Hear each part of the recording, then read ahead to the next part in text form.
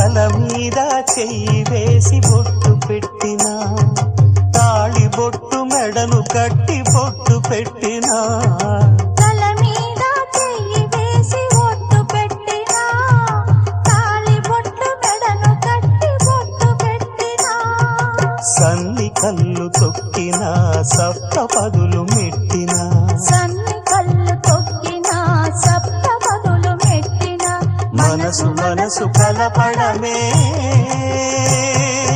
మంత్రం పరమార్థం. శ్రీరస్తు శుభమస్తు, శ్రీరస్తు శుభమస్తు.